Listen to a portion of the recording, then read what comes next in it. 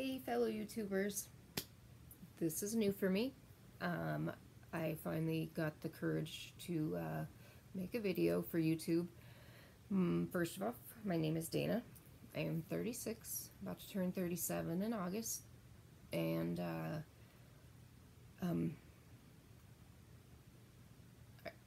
people have been asking me to do this for years to help educate about Lyme disease, and I've always been too incredibly video shy. So with that said, I apologize for my shaky voice, my really high anxiety, and possibly tissues, because I do get emotional when I talk about my my own health. So I will start that what gave me a final shove into doing this video was a doctor appointment on Friday, and I'll get into that in a little bit. But it was a horrible doctor appointment, by the way. And my iPad's on my bed and it is shaking with me because I'm very handsy talker, talk with my hands. So I'm sorry for the shakiness of the camera. So anyhow, in 1998, I was bit by a tick a week after I graduated high school, a year early, as a junior. I walked across the stage at 16. It was so exciting for me. I was so excited to go out into the world, and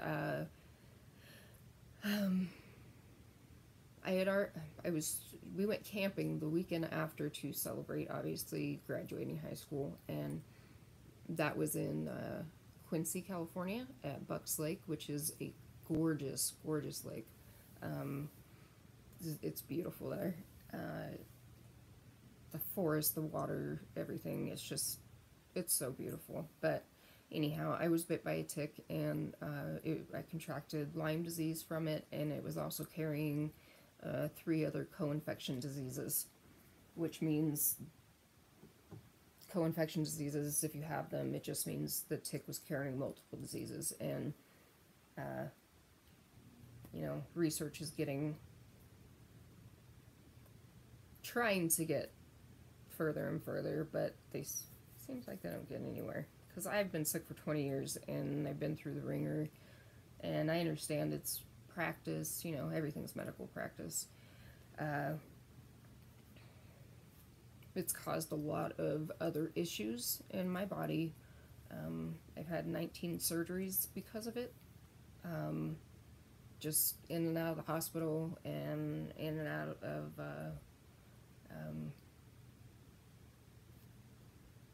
infusion center, cancer center, for my infusions I would get daily. And I swear I'm gonna get more comfortable. I just gotta get through the first couple sentences of what I have to say. Okay, because of my Lyme disease, I have very bad brain fog. It causes me to, in the middle of a sentence, I'll stop and just forget what I'm even talking about. I have to repeatedly ask, you know, whoever I'm talking to ask, what did we just say? What did I just say? And I get word block, I get name block, like people's names and stuff. And with just those little conditions, they're terribly embarrassing for me, which is why it took me so long to start videotaping. I just figured, what the hell, I'm just going to start doing it. I'm going to do this for educational purposes, and I love helping other people, so I really hope that this helps. You know, I think it helped me seeing other people's stories and hearing their stories and seeing that, you know, I wasn't the only one, and it's actually more common than you think it is.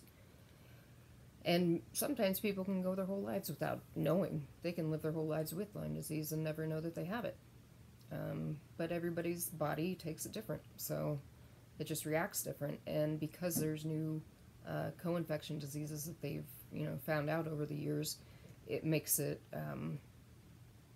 even more hard to treat. it's more complex because they're separate diseases, and they all live inside my bloodstream and my tissue, my organs. It's destroyed a lot of my organs, you know, one by one, which I'm going to take, I'm going to use this videotape, or I'm going to try to do this daily so I can just go over the last 20 years with you. But just to break through, just for a first video, just to break through my camera shyness, I just wanted to, you know, start it, get it out there, see how people react, and if anybody's even interested. If you are interested, just sit back, listen, and, you know, learn something. I find that learning something new every day is very important, especially with my head, the way that it's, you know, the way that it's gone downhill over the years. And you would never know it, because I look okay on the outside, and that's like the biggest problem. You know, doctors see you and they're like, you look fine, you know, nothing's wrong with you. Well, it's all internal, so it is what it is. And excuse me, to remind myself, I have notes, I got, you know, all my stuff around me just to remind me what I'm supposed to be doing. If I'm babbling, I apologize, because this is new for me, again. I had an appointment on Friday with to renew my medical marijuana card, and my mom came with me. I always have to have somebody with me in doctor appointments as a second ear, or to help me, you know, when I trip over my words and stuff. It's just helpful to have somebody there that knows what I'm thinking and can help me.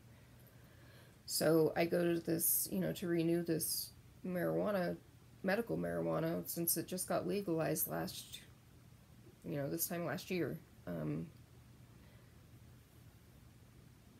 I went to a new doctor that I didn't go to last year because one of the dispensaries had a $25 off of this place that was in downtown Reno, so I decided to try it. I've never had issues with doctors. They've never looked at me with I'm trying to find the words for it. The way she treated me and my mom, it was uncalled for. She had zero compassion whatsoever. No, there was nothing. Like, I could see right through her eyes. It's like she wasn't even, you know, paying attention. And her bedside manner, she didn't have one. And I think that that's important in a doctor. Doctors have their specialties, and with this medical marijuana, I totally understand that they have to cover all their ends, because, you know, in the end, it's their ass on the line. I totally get that. And I repeatedly told her that I understand that. I understand. So, anyway, when I was frustrated before she came in there, because all the paperwork that I brought, I'll show you what I brought.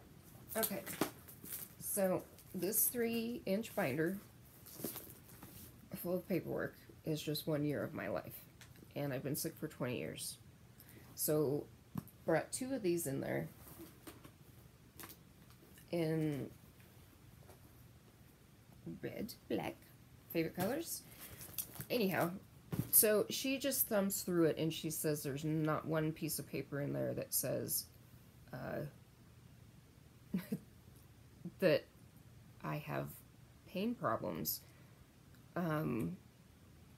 which was total bullshit. As you could see, I'm not med seeking, and that's how she treated me. That's someone that was med seeking, and she had no heart whatsoever. And when I started tripping over my words when she was asking me questions, I couldn't answer her fast enough. And like I said before, it's very embarrassing for me to do that.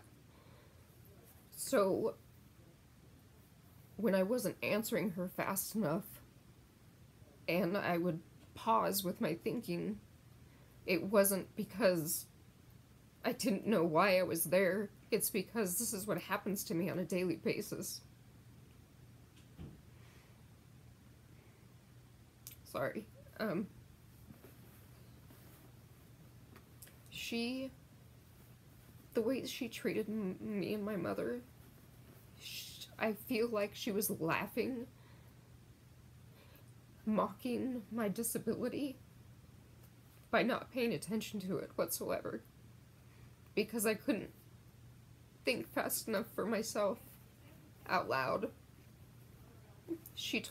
I looked to my mom like, what did I just say? I have to ask those things all the time. And, when I asked my mom what did I just say, the doctor told her basically to shut her trap. And she said she wasn't allowed to talk. And because it would be coercing, I've never been in the situation to be looked at the way she did and treated the way she treated me. I've been sick for a long time, and I know my body more than anybody else, obviously. All she had to do was listen. Just take the time and listen and have some compassion and look at what I had.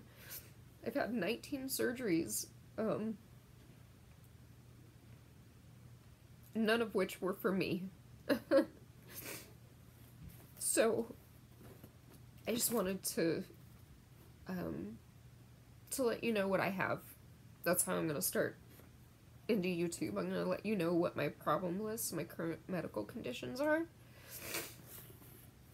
And you tell me if I need or don't need a pain management or not pain management, a marijuana card. The reason why I chose to do the medical marijuana is because my liver is not doing the greatest because of all the medications over the years, not the pain meds. I mean, just, regular, all these meds that I had to take. I've had 3 PICC lines in my arms. It's been a constant treatment. There's been no break. So, here's some conditions that I have that are an effect of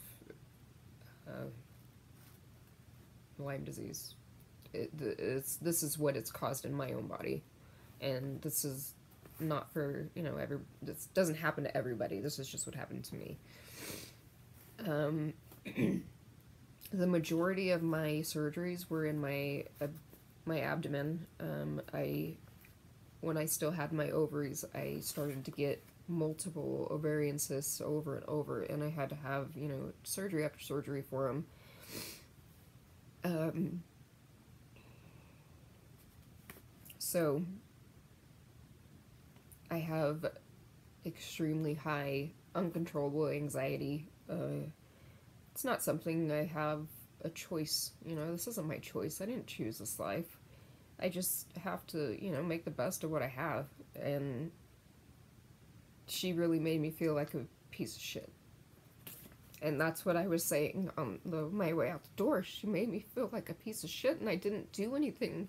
I want to know what I did so wrong for her to get up, see that I'm crying, see that I'm struggling, and my mom sees me struggling, so, obviously she wants to help me. And then for her to tell my mom to shut up, she really pissed me off. You could say whatever you want to me because I can stand up for myself. But don't fuck with my mom. Come on. I mean, you're a doctor. It was ridiculous. I've never met anybody so cold-hearted in my whole life. And I explained to her that she can I have many doctors that she can call for confirmation, in whatever record she wants to have. She can have whatever she wanted. She can call either one of our hospitals here in Reno. I have many records there. I have my primary doctor, my GI doctor, my heart doctor, and my primary doctor. Oh, and my Lyme doctor, if I said that already. I'm not sure if I said that already, and I had a urinary doctor too. But that's on hold right now. So having all those multiple surgeries, I have an immense amount of scar tissue in my abdomen and my pelvis. So I have chronic pelvic pain, and it is really horrible. It doesn't feel good. It's not fun at all. None of these conditions are fun. I get persistent migraines, of course. Super fun. I have bilateral sciatica, and anybody who's watching this who has sciatica knows that that is no joke. It is not fun when that slips out of place. You can't walk. You can't walk, and you step just wrong, and that zing of nerves just shoots up your back and your leg. And it's on both sides, so it's fucking stupid. That's all I can say for that. And then they have abdominal pain separate from pelvic pain. I also have scoliosis. My spine's crooked, so that adds to my pain as well. I have chronic low back pain. It hurts all the time, and I get these muscle spasms in my lower back that paralyze me. And I get these. That's not the only spot, I get muscle spasms all over the place. I get them right here in my shoulder. Oh my god, this is the worst spot for them. And then I get my low back spasms. I get spasms in my abdomen, and I have to take a plethora of different meds to, keep it calm. Let's see. As years pass, it's attacking organs. So I've had my gallbladder out. That's anybody can have their gallbladder out. But mine was diseased and dead, and they said it looked like it had been dead for like 4 years. So Lyme chewed it up and just kept it in my body. Awesome. So I had to have my gallbladder removed. I had my tubes tied because I learned through videos and reading and, just, being in the place that I am. And I totally forgot what I was saying. This is what happens. This is a great example of what happens to me. I totally forget what I'm saying, and it's so fucking embarrassing. But I'm gonna get through it because I'm tough. I'm a strong person. I know it doesn't look like it right now, but I am a strong person. She just batted me down quite a bit. She made me speechless, which is very rare. I'm a very loudmouth, open, blunt person, and she had me speechless. I didn't even know what to say. She got up, said she saw me crying, and that I wasn't, on top of her questions, and my mom was trying to coerce with me. Wow. Yeah, she got up and she said, obviously you're not happy here, so you need to go find somebody else. Got up, walked out, walked into her office and shut the door. Is that really how doctors are supposed to be? No. Not at all. And I felt so bad for the front office girls because they were so sweet. They were so sweet. And I'm like, what did I do? What the fuck did I do wrong? And the doctor gave the front girls my shit and said, get her out of here. I don't want her here. Basically, she needs to go find somebody else because she's obviously not happy with me. And she kept repeating, I'm a neurologist, I'm a neurologist. This is just my hobby. Okay, whether or not it's your hobby, you should still have some standard of being a doctor, of being nice to someone who is obviously in horrific pain, mentally and physically. I just think that becoming a doctor wasn't any dream of mine, but I imagine that, kids who want to become doctors and they go through, everything that they go through, I totally respect them. But respect is also earned. And wow, I don't even know what to say about it anymore. Anyway, so that's what happened, and, yeah, never been made to feel like such a fucking piece of shit in my life. Let's go into something else. I already went over that. Oh, I have, another organ that it's attacked is my bladder, and, it's called IC, interstitial cystitis.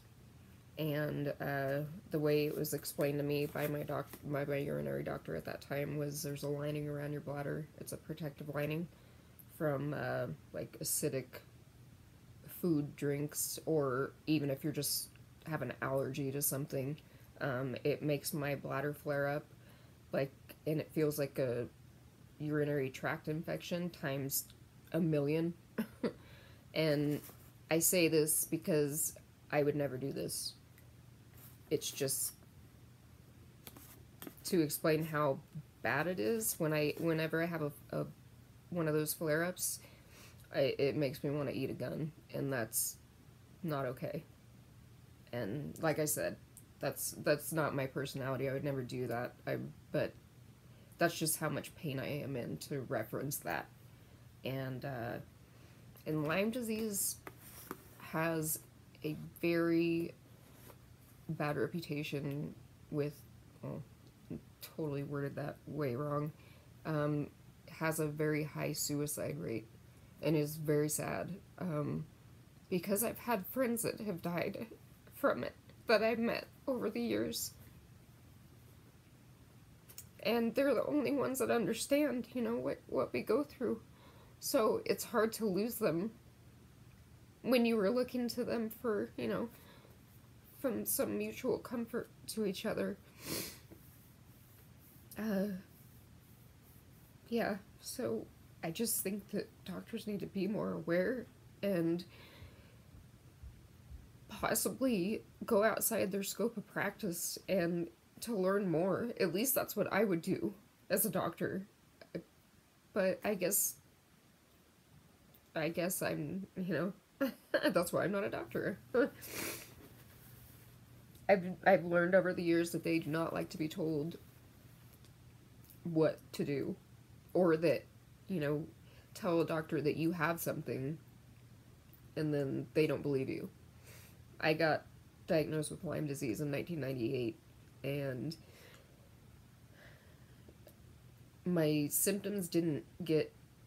It was about 5 or 6 years of having everything, of it, having all that time to do its damage, its permanent damage, because too much time went by without proper treatment.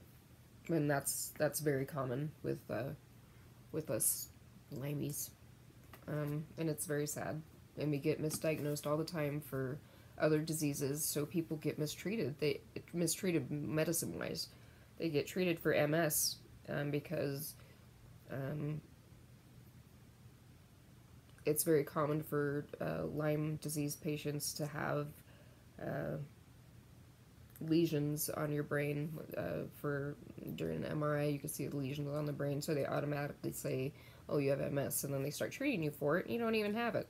So it's, that's just a example of what what goes on with that. Anyhow, the interstitial cystitis, I've got it to a point now where I have that part under control. Knock on wood. It does flare up still now and then, but it's not as frequent as it used to be. So that's really good. I'm trying to keep it that way. I keep away from foods and drinks that I know that I have an allergy to. In allergy, I mean in my digestive tract too. I have a lot of food allergens. I have to eat gluten-free, dairy-free, which I don't do that 100% because it's really hard. But, you know, I do the best I can, and I'm feeling okay in this last, you know,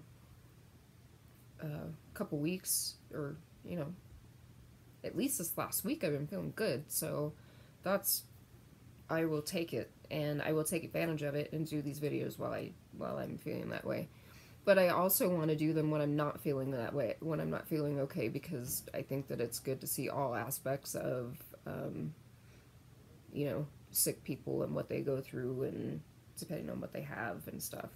And oh, I just looked over at my notes, and if I wasn't so speechless with this woman, I would have talked to her like I usually would of anybody that, you know, talks so much down to me. But everybody knows this, there's a huge opioid crisis, right? So everybody's, you know, overdosing and this and that.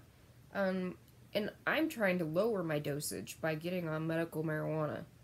And she, like, didn't want anything to do with me. She wouldn't give me the chance to even explain myself because I was upset, and she wasn't patient. She had no patience whatsoever. So I didn't get a chance to, you know, explain that to her and show her the proper things that I see now, and I would love to show her, but I wouldn't. Yeah, I'm going to somewhere else because I would never go back to that fucking bitch. I can't. Wow. Never been treated like that. Never. I've never met anybody like her. I don't wish to meet anybody like her. I only have 2 more minutes. So I got, okay, interstitial cystitis. I have a heart condition, supraventricular tachycardia. My spleen ruptured 2 years ago. This is just a spontaneous random things that happened to me. I've had to have heart surgery. I was in ICU for 2 weeks with my spleen injury, which I will go, like, into detail with all these different things because I do want to explain them. I think it's good to share with people. So, on that note, I'm gonna say adios, and I'm already starting to feel a little bit more comfortable, so I'm very happy about that. But I'm still working on it. So, I'm gonna write myself notes, and sorry, I have really big eyes, I know. I will be back tomorrow, and day after that, and the day after that, because this is going to be a new thing for me. I've been meaning to do this for a very long time, and it's time I do it. So thank you for listening, and please like, subscribe, share everything, and I hope you enjoyed listening to me, and I hope that you look forward to listening to more, because it's very educational. Okay, so everybody have a good day. I will sign off, and mwah, I love you all. I send all my love and all healing vibes all your way to all the people that, you know, need healing. Okay, I love you guys. Talk to you later.